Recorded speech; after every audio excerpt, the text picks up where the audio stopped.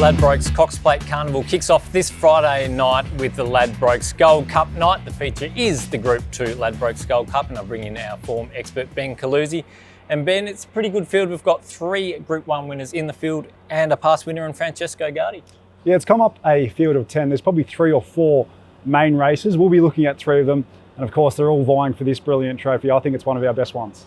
It does look a pretty open race to mine. What are the odds doing early on? Yeah, the winner of 2 years ago is Francesco Guardi, and he's the favourite at $3.60 from Just Fine $5. Positivity, Scratch from the Caulfield Cup $7, Serpentine $7.50, and St George $8.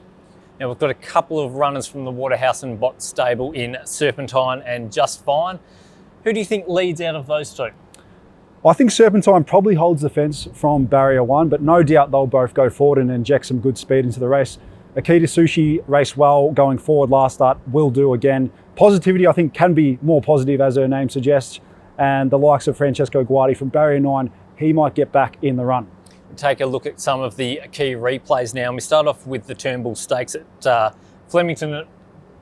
Contrasting runs here. We've got Francesco Guardi, it was down on the rail. Sharp and Smart saw plenty of Flemington.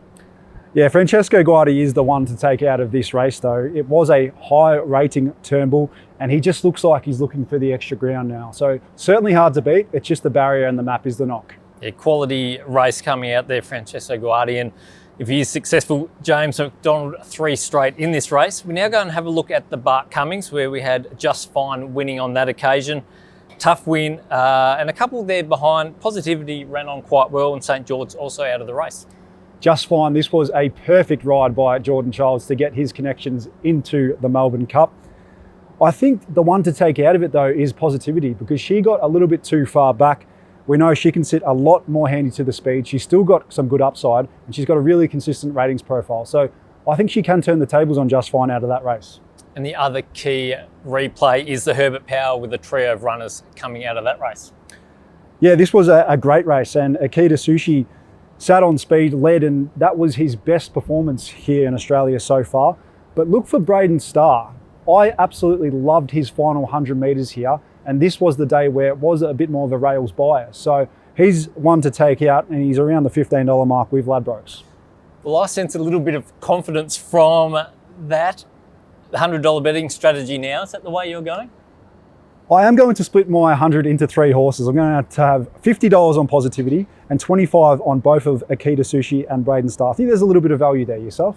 I like that thinking. I'm with Positivity, $70 to win. I think she's just one that's got a bit more upside. A lot of these are quite long in the tooth now, so we'll go with Positivity and a $30 box try, 2, 4, 5 and 10.